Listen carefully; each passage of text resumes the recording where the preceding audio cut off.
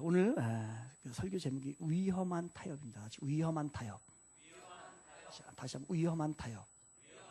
위험한 타협인데 정신질병 가운데 분노 조절 장애가 있어요. 분노 조절 장애. 내 뜻대로 되지 않으면 막 화가 나서 그 감정을 조절이 안 되는 거. 감정을 조절할 수 없는 거를 분노 조절 장애라고 합니다. 이게 극단적으로 치닫게 되면요, 칼을 들고 나와 반대하는, 내 의견에 안 맞는 사람을 찌르기도 하는 거. 그래서 신문에 나오는 거. 미국 같은 데서는 총을 쏘는 일들이 발생을 하게 됩니다. 분노 조절 장애는 바로 조정하고 타협이 되지 않는 거예요. 다른 사람의 뜻과 내 뜻이 잘 조정되고 타협이 돼야 되는데 이게 되지가 않습니다. 내 뜻대로 되지 않으면 극단적인 감정으로 치닫게 되고 그거를 조정할 수 있는, 컨트롤할 수 있는 센서가 망가졌기 때문에 그렇게 되는 겁니다. 미국의 인디애나주에 해몬드 제일 침례교회가 있습니다. 이 교회의 담임 목사님이 잭 하리스라고 하는 목사님인데, 이 목사님은 너무 세상을 보면서 정말로 이 세상이 죄가 가득하고, 그리고 영원한 생명 예수 그리스도를 잘 믿어야 되는데 이게 안 되고, 사람들이 심판을 준비하며 살아야 되는데 심판을 준비하며 살지 않고 하는 게 너무 강하다 보니까 죄와 죽음과 심판에 대한 메시지를 강하게 전합니다. 어느 날이었어요. 한 젊은 친구가 그 잭 하리스 목사님의 설교를 듣습니다. 근데 그걸 듣는데 죄책감이 너무너무 강하고 내가 그 모든 것이 내 안에 죄가 드러나게 되는 거예요. 그래서 그게 막 분노로 나중에 작용을 하죠. 견디지를 못해가지고 조절이 안 돼가지고 그래서 그 순간에 자기가 가지고 있던 총을 딱 빼가지고 강도를 향해서 딱 쏴버렸어요. 그 이후로 해몬드 제일 침례교는 이 강대상에 방탄유리가 이렇게 지금도 있다라고 하는 거예요. 바로 그런 겁니다. 우리가 감정이 조절이 안 되는데 이게 이제 현대인들에게는 더 심하게 작용을 합니다. 그래서 현대인들이 감정, 분노 조절 장애를 많이 가지고 있습니다. 그래서 요즘의 직업 가운데 하나가 바로 조정하고 타협을 해주는 것. 본인이 조절이 안 되기 때문에 화가 나는 게 조절이 안 되고 분노가 나는 게 조절이 안 되기 때문에 그거를 잘 조절해주는 그러한 협상가가 생기게 된 거죠. 니고시에이터라고 하죠. 니고시에이터. 이 협상가가 이제 우리나라에는 있는지 모르겠는데 미국같이 선진국에서는 이 협상가들이 많이 생기고 있습니다. 사실 모든 사람은 다 다릅니다, 여러분. 생긴 것 똑같은 사람 아무도 없고요. 지금 우리들의 생각 모두 다르고요. 그리고 성격도 다르고 환경도 다르고 자라온 모든 배경들이 다 다릅니다. 그러니 다른 사람과 내 생각이 다르다는 것은 당연한 거죠. 어떻게 저 사람과 내 생각이 똑같을 수 있어요? 전혀 다른 겁니다. 다른 게 정상인 겁니다. 따라서 우리는 끊임없이 다른 사람들의 생각을 듣고 그리고 그 뜻을 한번 발견해보고 이해하고 때로는 받아들이고 때로는 잘못된 거에 대해서 조정하고 타협할 필요가 있는 거지요. 사람들이 살아가는 세상은 바로 이 서로 타협하면서 살아갑니다. 물건을 하나 사더라도 물건을 하나 팔더라도 조정과 타협이 필요합니다. 그 물건의 값이 얼마인데 내가 정해준 건데 상대방이 요구하지 않으면 그것을 조정할 수 있고 타협을 할 수 있어요. 그래서 경제가 보이지 않는 손에 의하여서 경제가 다 안정이 되어가고 있는 겁니다. 정치도 마찬가지입니다. 정치도 타협을 합니다. 내가 잘못된 정책 그리고 내가 잘못된 가지고 있는 거 이런 것을 타협하면서 우리가 정치를 만들어가는 거죠. 회사도 마찬가지입니다. 노와 사가 달라요, 견해가. 그래서 이것을 위해서 타협하고 조정하고 그래야 회사도 안정적으로 가게 되는 거죠. 조정과 타협을 잘하는 사람이 있습니다. 이 사람들이 바로 인간관계를 잘합니다. 우리들이 인간관계 잘못하는 건요, 우리가 조정하고 타협하지 못해서 그래요. 자기의 일방적인 것을 주장을 합니다. 그러다 보면 이것이 인간관계가 형성이 안 돼. 주위에 사람이 없는 사람들, 그리고 주위에 문제가 발생을 하는 건 뭐냐면 바로 조정하고 타협하는 일을 잘 못하기 때문에 그래요. 그것만 잘 되면 인간관계가 조금 원활해집니다. 그리고 타협을 잘하는 사람일수록 성공한다는 거예요. 자기 것만 고집하면 안 된다는 겁니다. 타협할 줄 모르고 융통성 없고 완고한 사람, 이 사람은 우리는 고집쟁이 취급을 받게 되는 거죠. 그러므로 우리는 타협을 잘 해야 합니다. 우리 같이 한번 따라해 볼까요? 타협을 잘 합시다. 시작. 다시 한번 타협을 잘 합시다. 네, 다시 따라합니다. 꼴통 부리지 맙시다. 시작. 꼴통 부리지 마세요.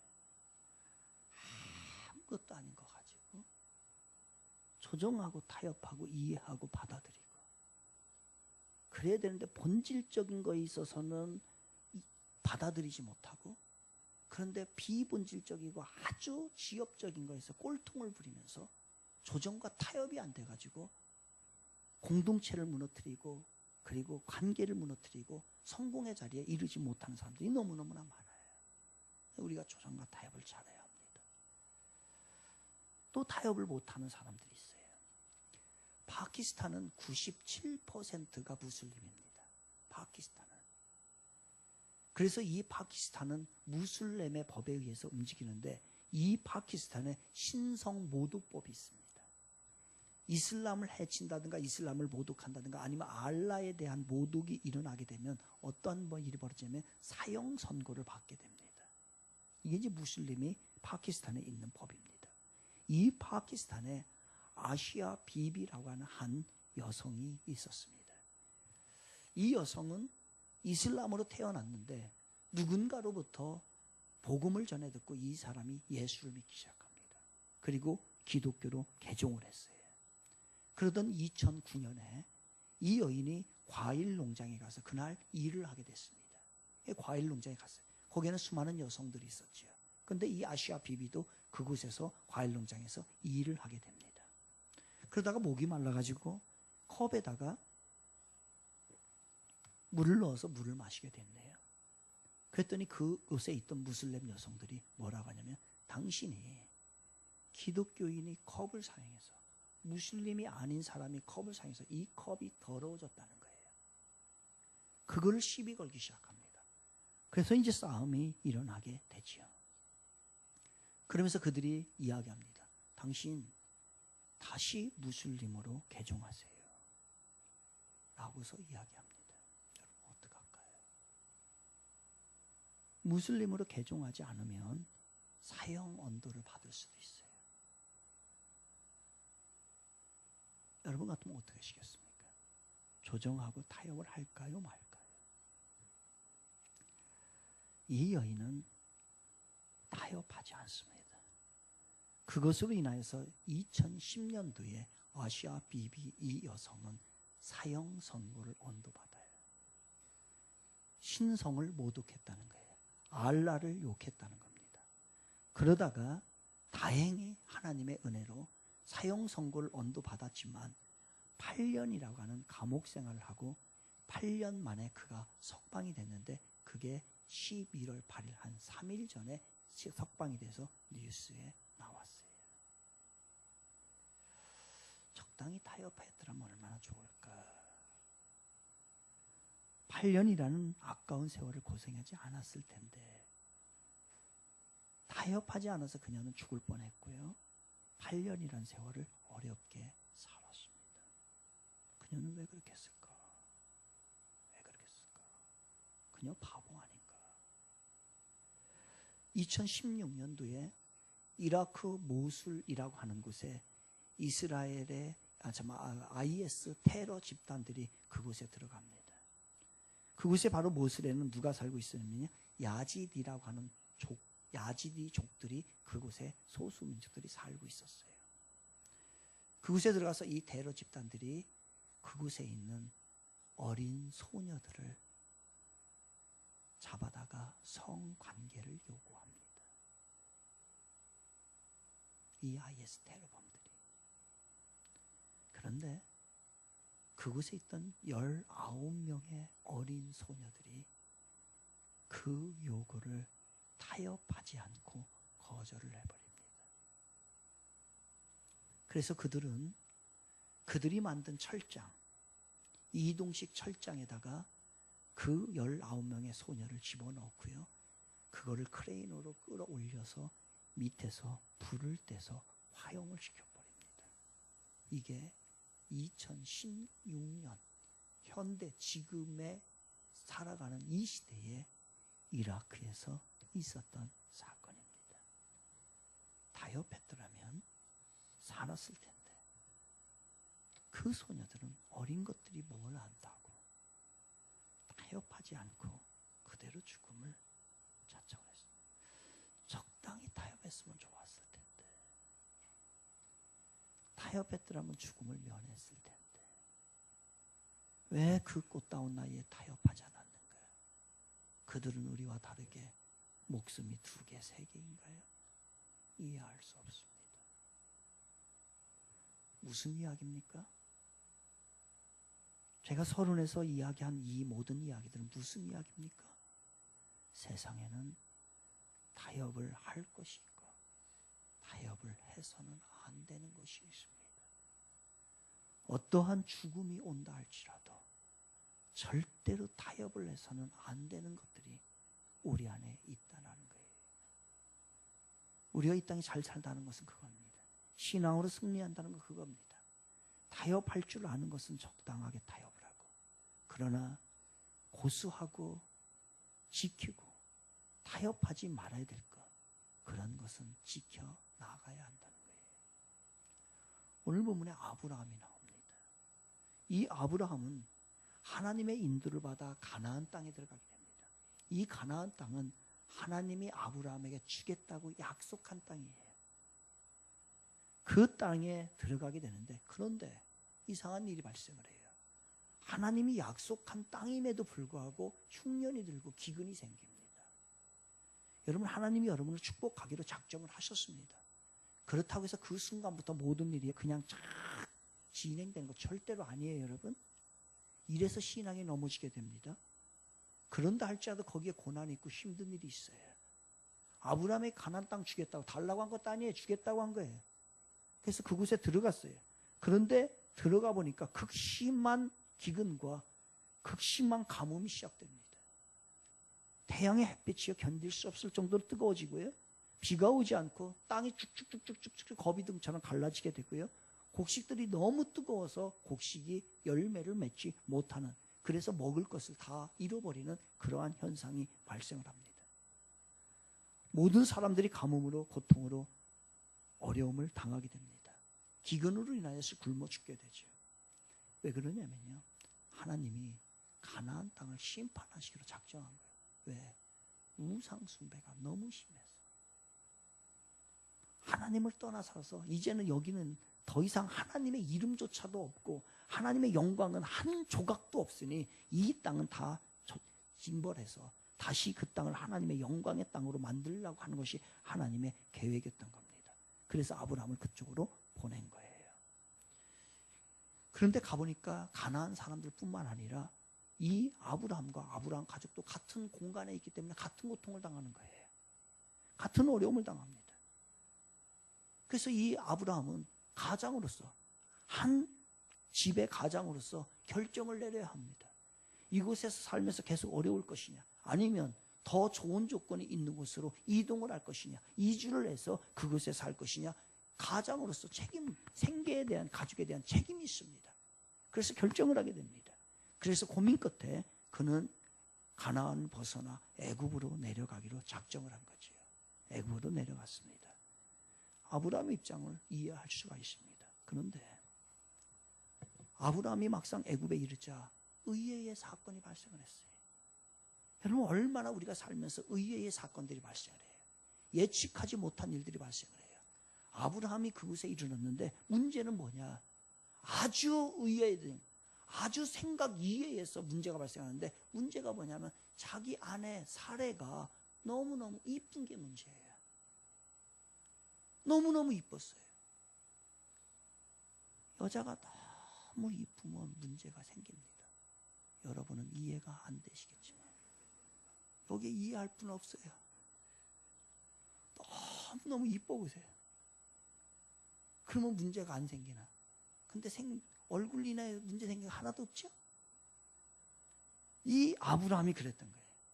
가보니까 이 사람들이 쳐다보잖아요. 그러니까 자기가 아내라고 하면은 이 사람들이 이 아내를 취하기 위하여서, 살해를 취하기 위해서 자기를 죽일 거라고 하는 이 겁이 드는 거예요. 두려움이 생긴 거예요.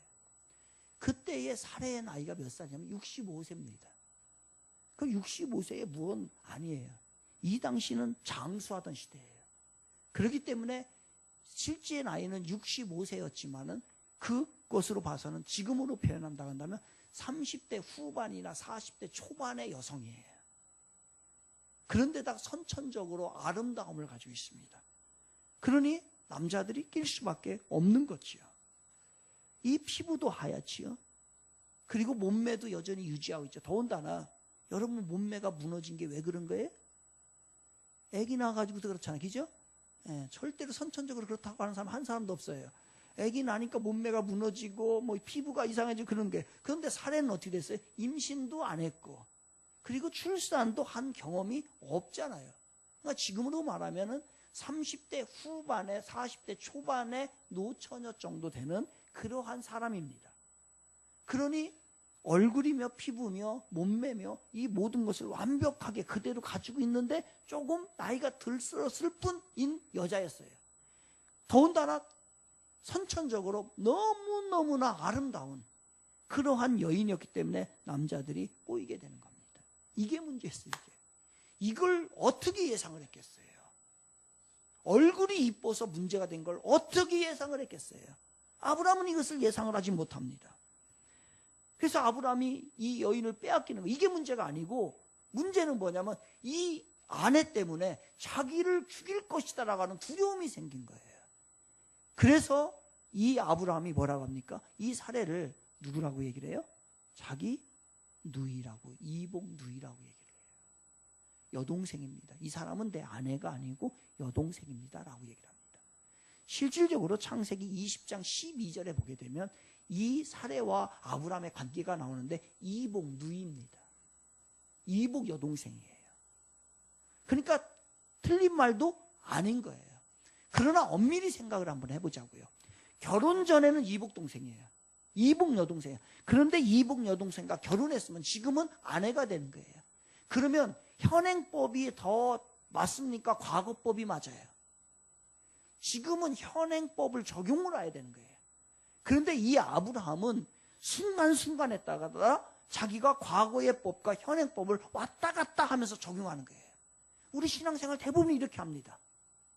이렇게 해도 되고 저렇게 해도 돼요. 나의 유리한 쪽으로, 하나님이 유리한 쪽으로, 하나님의 뜻대로 하는 게 아니라 내가 원하는 쪽으로 살짝 비켜서 나가는 게 얼마나 많은지 몰라요. 마치 누구처럼? 아브라함처럼. 그래서 이복누이입니다. 틀린 말은 아니지만은 그러나 이 법은 과거의 그 사실이고 지금은 누이가 아니고 아내인 것이에요. 그러니 이 사람은, 아브라함은 그 순간을 모면하기 위해서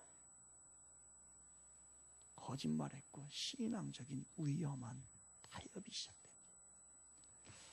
한 번 정도 거짓말하고 한 번 정도 그 위기만 모면하면 되지 라고 우리도 그렇게 생각을 하며 살아갑니다. 하나님 앞에 한 번만 눈 감아주세요. 이건 작은 일인데. 신앙적 타협, 죄와 타협, 거짓말과 타협, 그렇습니다. 여러분, 가나안 사람이나 아브라함의 가족이나 아브라함과 아브라함의 가족이나 똑같은 문제가 발생을 했어요. 똑같은 공간에서 똑같은 문제가 발생했어요. 그러나 믿음의 사람은 같은 문제가 발생을 해도 대처 방법이 다른 겁니다, 여러분. 가나안 사람들은 그 사람들은 하나님을 경멸했기 때문에 이제 이 사람들을 버려야 될 사람들이에요. 그런데 아브라함은 그곳에 가서 하나님의 빛을 나타내야 될 그러한 인물인데 같은 어려움을 당했을 때 어떻게 해요? 대처 방법이 똑같으면 안 되는 거예요. 그런데 아브라함은 어떻게 했어요? 대처 방법이 똑같은 거예요. 문제가 발생을 했을 때 그 사람이 믿음의 사람이냐 아니냐, 뭐의 차이예요? 그 문제가 발생한 것의 차이예요? 아니에요. 어떻게 대처하느냐. 세상 사람들은 하나님을 모르고 하나님을 섬기지 않기 때문에 하나님의 도움을 받지를 못합니다. 어디에다가 힘들어도 이야기할 데가 없어요. 얼마나 불쌍해요. 참 불쌍해. 그런데 우리는 같은 어려움 당해도 하나님 앞에 하나님 도와주세요. 얘기할 수 있잖아요. 기도할 수 있잖아요. 그러니 그 불쌍한 사람들하고 우리하고 어떻게 똑같냐 이거예요. 그런데 문제는 아브라함이, 이 믿음의 사람이라고 하는 이 아브라함이 똑같은 방법으로 똑같은 대처 방법을 취했다는 거예요. 신앙 앞에서 타협하고 거짓말하고. 그러니까 이 하나님이 이거를 별로 좋아하지 않지. 이 위험한 타협을, 위험한 거짓말을, 위험한 신앙의 타협을 아브라함이 합니다. 결과 어떻게 되죠? 사례가 너무너무 아름다우니까 애굽 사람들이 보고서 소문이 났어요. 소문이 나잖아요. 이야, 새로운 사람이 있는데, 가나안 땅에서 왔는데 그 아브라함이라는 여동생이 그렇게 이쁘더라. 이게 어디까지 소문이 났냐면 그 소문이 나가지고서 애굽의 왕의 귀까지 들어간 거예요. 그 왕은, 그 당시의 왕은 절대 군주입니다. 절대 권력자예요. 자기가 하고 싶은 거 모두 할 수 있어요. 아, 그러냐? 한번 보자. 데려와 봐라. 속수무책입니다. 그래서 그 사라이가 이 바로의 왕 앞에 딱 온 거예요. 이제 이 아브라함은 어떻게 된 거예요? 자기 부인을 첩으로 줘야 되는, 남의 남자의 첩으로 줘야 되는 그런 사람. 이것만큼 남자에게 치욕이 있습니까, 여러분? 이것만큼 비참한 게 있어요? 다른 거 다 이래도 괜찮아요. 그런데 자기 여자를 다른 남자의 첩으로 준다. 이거는 있을 수 없는 일입니다. 이러한 이제 급한 문제가 속수무책인 이 상황에 이르게 됩니다. 그럼 여기서 이 급한 상황으로 돌아가고 있는 이 상황 속에서 제일 급한 건 누구예요? 누가 제일 급해요? 이 어려운 가운데, 지금 문제 가운데 있어요. 이때 제일 급한 건 누구예요? 제일 급한 건 아브라함, 또 사례, 또 아브라함. 얼마나 급해. 지금 거짓말 한번 해놓고서 자기 부인을 첩으로 주게 생겼어요. 사례, 이제 가정도 이루지 못하고 첩으로서 살아가야 될 그런 인생이 됐어요. 얼마나 급해요. 그런데 아브라함과 사라보다 더 급한 분이 계십니다. 누굴까요? 하나님. 왜? 하나님은요, 이 아브라함을 선택해서 새로운 가나안 땅에다가 하나님의 나라를 만들고 인류를 새롭게 만들고 구원을 새롭게 만들려고 하나님의 계획을요, 창세전부터 계획을 쫙 잡아놨는데 이 아브라함이 신앙적인 타협을 하고 한번 거짓말하는 바람에 이게 어떻게 됐어요? 틀어지게 됐어요. 그러니 여러분, 하나님이요, 그냥 뚝딱뚝딱 해가지고 하는 게 절대로 아니에요. 여러분, 엄밀한 계획과 모든 기획을 다 만드신 다음에 거기에 맞게끔 합당하게 움직이십니다. 그런데 이게 누가 틀은 거예요? 아브라함이. 하나님이 그렇게 계획을 하고 있는데 이 아브라함이 신앙적 타협을 하는 바람에 이게 다 틀어져 버린 거예요. 그럼 어떻게 시작해야 되는 거예요? 이걸 처음부터 다시 가야 되는 거예요. 또 누군가를 선택해야 되고, 또 누군가를 훈련시켜야 되고, 또 누군가를 또 다시 그 과정을 겪어가지고서 이게 몇백 년이 또 걸릴지도 몰라요. 그러한 과정으로 다시 가게 된 거예요. 그러니 이 상황을 그대로 놔뒀다가는 큰일 날게 될 상황이 된 거예요. 제일 급한 건 누구예요? 아브라함 아닙니다. 사례 아니에요. 누가? 하나님. 하나님이 너무너무 급해가지고 급할 때 쓰는 방법이 있어요. 하나님이. 그래서 다급해진 하나님께서 바로와 그 집에 재앙을 내리기 시작합니다. 그게 17절인데 제가 읽어드릴게요. 여호와께서 아브라함의 아내 사레의 일로 바로와 그 집에 큰 재앙을 내리신지라. 어떤 큰 재앙인지 잘 몰라요. 어떤 큰 재앙인지 잘 모르는데 아마 많은 분들이 전염병일 것이다, 역병일 것이다. 그래가지고 그 가정이 아주 쑥대밭이 되게 만드니까 이게 바로 한 사람이 아니라 문제가 발생을 한 겁니다. 여러분, 우리가 신앙생활을 하면서 반드시 기억해야 될 단어 중에 하나가 뭐냐면 섭리라고 하는 단어입니다. 같이 따라합니다. 섭리. 다시 섭리. 처음 들어보신 분들 문제가 있어요. 이건 꼭 알아야 되네. 섭리라고 하는 단어는 뭐냐면 하나님이 이 세상을 창조해 놓고 하나님이 경영하는 방법입니다. 그래서 섭리를 에코노미라고 합니다. 에코노미. 경영한다는 거예요. 그냥 막 하지 않는다는 거예요. 수입과 지출, 그 다음에 관계, 이 모든 것을 기획하고 경영하는 그것에 의해서 움직여진다는 거예요. 막 하지 않습니다. 그래서 이 섭리를 다른 말로 하면 세상을 다스리심 이런 뜻으로 얘기할 수 있어요. 섭리는 세상을 다스리는 건데, 그런데 이 섭리는 두 가지 섭리가 있어요. 하나는 창조를 해놓고 자연적인 법칙에 의하여서 다스리는 거. 봄, 여름, 가을, 겨울이 일어나고 가을이 되면 국화꽃이 이렇게 피게 만드는 거. 이런 섭리가 있단 말이에요. 이거를 뭐라고 얘기하냐면 일반적으로 창조 때부터 정해놓은 자연 법칙에 의하여서 이루어지는 경영 방법, 이걸 그래서 통상섭리라고 합니다. 다시 통상섭리. 시작. 통상섭리래. 일반적으로 보통적으로 움직인다. ordinary providence라고 그래요. 그래서 ordinary providence. 통상섭리예요. 이건 잘 안 바뀌어요.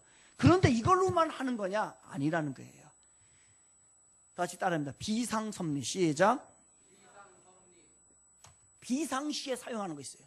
ordinary가 아니에요. 그래서 그 앞에다 뭐를 붙이냐면 extraordinary providence라고 그래요. 엑스트라가 붙어요. 이거는 비상사태 시에 하나님이 경영하는 방법이에요.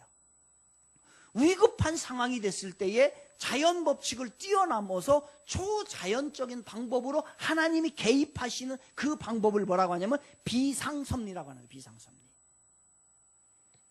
바로 지금입니다.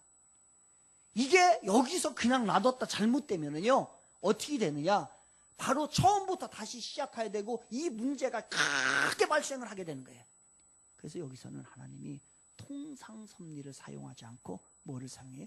비상섭리를 사용합니다. 그래서 바로와 그의 가정에 그 큰 재앙을 내려서 그것을 깨닫게 해서 다시 잘못될 수 갈 수 있는 것을 원상태로 다시 회복시켜서 그 일을 계속해서 진행해 나가는 방법인 것이에요. 이건 자주 쓰지 않습니다. 하나님이 아주 위급한 상황일 때. 그래서 여러분 하나님 앞에 비상벨 좀 누르십시오. 비상벨 좀 누르라고. 비상벨. 그러면 비상사태는 이멀전시예요. 아주 비상상태. 이멀전시 상태에서는 비상벨을 꽉 눌러요. 그러면은 이게 뭐냐, 삐삐삐삐삐삐삐 그러잖아요. 그러면 그 순간에 하나님이 깜짝 놀래가지고 무슨 일이야? 문민규 감독 무슨 문제가 생겼구나. 일반적으로 가는 방법이 아니라 새로운 비상사태가 생기기 때문에 그때는 뭐예요? 비상섭리로서 작용을 하는 거예요. 누르십시오. 아멘. 이 버튼을 누르십시오. 안 누르니까 그냥 잘 되는 거 있는 줄 알잖아요. 안 누르니까 그냥 자연법칙에서 움직이는 줄 알잖아요. 눌러요. 뭘로요? 뭘로요? 아니지. 잠자는 게 누르는 거지. 그냥 노는 게 누르는 거 아니에요? 그냥 먹고 놀고 쉬고 여행 다니고 하는 게 그게 누르는 거 아니에요? 여러분 누르십시오. 비상벨 좀 누릅시다. 누르면은 이멀전시인 줄 알고 비상사태인 줄 알고 하나님이 그때 어떤 법칙을 사용한다고요? 비상섭리를 사용하는 거예요. 누르십시오. 제발 좀. 이게 지금 안 들리는 거예요. 하나님이. 바로가 깜짝 놀라 시작했어요. 뭔 일이냐? 네가 거짓말 쳤냐? 난 우리 다 죽을 뻔. 지금 전염병 걸려가지고 큰 재앙이 와 다 죽을 뻔. 그래서 아브라함도 살려주고 사례도 살려주고 다 원상태로 복귀시켜요. 왜 이런 일이 일어났어요? 왜 이런 일이 일어나는 거예요? 왜 이런 일이? 신앙을 잃어버리고요. 신앙 앞에서 위험한 타협을 하고요. 아브라함이 이 일을 애굽으로 넘어갈 때에 한 번도 기도했다는 얘기가 한 번도 안 나와요. 자기 마음대로 한 거예요. 그러니 이 위험한 상태에 죽을 상황으로 가게 되는 거예요. 왜? 작은 타협, 세상과 여러분이 가지고 있는 그 고질적인 그런 습관들과 타협해버리는 거예요. 타협해버려요. 괜찮지 뭐. 오늘 괜찮지, 내일 괜찮지. 계속 타협적으로 가다 나중에 그게 이 위험한 치욕스러운 결과를 우리에게 가져오게 되는 겁니다. 이럴 줄 알았나? 이럴 줄 알았나요? 그냥 지금의 나의 이 평범한 마음이 그냥 신앙적인 타협이 이럴 줄 알았나? 이럴 줄 몰랐지. 나중에 이렇게 생각한다니까요. 아브라함이 큰일 날 뻔했습니다. 그래서 하나님이 그 비상 수습을 적극적으로 나서서 개입하셔서 그 일을 하는 거예요. 그래서 바로의 집 앞에 재앙을 내리고 살에 너 건드리지 마, 건드리지 마, 가자. 머리털 하나 건드리지 마. 큰일 나. 하룻밤 자면 큰일 난다. 온전하게 보호하시고 아브라함 불러다가 깨닫게 하시고 아브라함 빨리 가. 그리고 아브라함에게 그 사례가 자기 여동생이라고 할 때에 그 대가로요 뭘 줬어요? 소도 주고 양도 주고 낙타도 주고 노비도 주고 뭐 보아 이걸 다 줬어요. 왜요? 그 여자를 하나 취하기 위해서 바로가 있으니까. 그래 그걸 다 준 거예요. 이 문제가 이제 해결되고 나니까 바로가 그 재물을 어떻게 했을까요? 가져오라고 했을까요? 가지라고 했을까요? 그대로 가지도록 합니다. 이것도 하나님의 방법이에요. 하나님이 지금 아브라함이 어려운 거 알아요. 그래서 그거를 다 하나님이 목숨도 살려주고 아내도 살려주고 더군다나 덤으로요 물질까지 하나님이 다 허락해 주십니다. 그러면 진짜 고민해 봅시다. 왜 하나님이 이렇게 하셔요? 여러분이 어려운 가운데 이겨나갈 수 있는 방법이 뭔 거예요? 하나님이 여러분을 그 어려움에서 건지려고 하는 작정, 그것은 어디로부터 나오는 거예요? 하나님이 아브라함을 사랑했고요. 하나님은 아브라함을 통해서 하시고자 하시는 계획이 있었어요. 그게 뭐냐면 새로운 민족을 만들고 믿음의 민족을 만들고 그리고 그 민족을 통해서 구원의 확산을 이루고자 하는 위대한 사명을 아브라함에게 가지고 있었다는 거예요. 여러분, 이거를 깨달았기 때문에 리빙스톤이라고 하는 사람은 이 얘기를 했어요. 사명자는 절대로 죽지 않는다. 하나님 안 죽입니다. 여러분이 하나님의 사명을 가지고 있으면 죽일 수가 없어요. 왜? 여러분 때문에 아니라 하나님이 그 뜻을 이루어야 되기 때문에. 그러면 내가 죽지 않고 이 고비 가운데 어떤 사람은 고비 가운데 문제 때문에 그냥 살다가 죽어버립니다. 왜? 사명이 없는데 뭐라 살아서 뭐예요? 그런데 그 어려움을 이겨나가게 하고 그걸 넘게 하는 건 뭐예요? 그것을 통해서 하나님이 여러분을 통해서 하시고자 하신 일이 있는 거예요. 사명이 있는 거예요. 이것을 이루려고 하면 여러분을 살려줘야 돼요. 여러분 축복을 주셔야 돼요. 그래야 그 일이 이루어지지. 그런데 세상과 똑같이 그냥 살아간다면 축복을 뭐라 죽었어요. 그 다음에 사명도 없는데 뭐라 간섭하시겠냐고요. 안 한다는 얘기예요. 여러분 살고자 원하십니까? 여러분의 지금의 문제를 이겨나가고 싶습니까? 사명이 없으면 하나님 앞에 사명을 달라고 아니면 여러분의 사명을 만드십시오. 내가 이거 하겠습니다. 이 일을 위해서 내가 남은 시간에 하나님 앞에 쓰임받고 싶습니다. 진짜 제대로 살고 싶습니다. 라고 하는 하나님 앞에 사명을 만들어서 드리면 그 하나님이 그걸 보고서 우리를 살려주는 거예요. 아멘. 무슨 얘기인지 알죠? 이해하셨어요? 못 하셨어요? 했어요? 못 했어요? 했으면 아멘. 시작. 아멘. 이제 그 사명이 회복돼 그걸 깨닫고 나니까 이제 신앙이 회복되는 거예요. 아브라함의 신앙이 회복되는데 그래서 12장에서 회복이 안 되고 13장 넘어가야 돼. 13장 3절 4절 넘어가 보세요. 13장 미칠 천사의 3절 4절 13장 3절 4절 같이 읽겠습니다. 시작. 그가 네게부에서부터 길을 떠나 베델에 이르면 베델과 아이 사이 곧 전에 장막 쳤던 곳에 이르니 그가 처음으로 제단을 쌓은 곳이라. 그가 거기서 여호와의 이름을 불렀더라. 아멘. 이제 정신 차린 거예요. 그래서 거기서 이제 여호와의 이름을 부르고, 그리고 모든 신앙이 회복되고 가정도 회복되고, 그리고 물질은 덤으로 축복을 받고, 이러한 은혜를 아브라함이 체험했죠. 여러분 이렇게 되길 바랍니다. 아멘. 인생의 흉년, 고난이 닥치면 여러분 절대 타협하면 안 됩니다. 신앙의 원칙을 지키세요. 절대로 위험한 타협을 하면 안 돼요. 내 생각, 내 방법을 하지 말고 하나님 앞에 나아가 하나님의 뜻대로, 생각대로, 하나님의 방법대로 행동하세요. 나중에 죽을 길로 갑니다. 위기에 빠지게 돼요. 전도서 7장 14절, 형통한 날에는 기뻐하고 곤고한 날에는 되돌아보아라. 이 두 가지를 하나님이 병행하게 해서 사람이 그의 장래일을 능히 헤아려 알지 못하게 하셨느니라. 아멘. 뭐예요? 곤고한 날에 되돌아보라는 거예요. 하나님 뜻이 뭐예요? 성급하게 타협하고 성급하게 나아가지 말고 하나님의 뜻이 무엇인지를 곤고한 날에는 생각하고 기도하고 하나님의 뜻을 정말로 구하라는 거예요. 그래야 된다는 거예요. 잠언 3장 5절 7절을 읽어드리겠습니다. 너는 마음을 다하여 여호와를 신뢰하고 내 명철을 의지하지 말라. 너는 범사에 그를 인정하라. 그리하면 내 길을 지도하시리라. 스스로 지혜롭게 여기지 말지어다. 여호와를 경외하며 악을 떠날지어다. 믿으면 아멘 합시다. 하나님 앞에 맡기면 그 하나님이 위기 상황에도 건져주시고, 하나님을 의뢰하고 인정하고 경외하면 우리 하나님이 지금은 어렵지만 하나님의 길로, 축복의 길로 인도하여 주신다는 거예요. 여러분 위험한 타협 하지 마세요. 위험한 타협하지 마세요. 독박입니다. 독박이에요. 독박이 신앙적인 용어인지는 잘 모르겠어요. 어디서 고수업판에서 벌어지는 것 같은데, 독박 쓰지 마세요. 위험한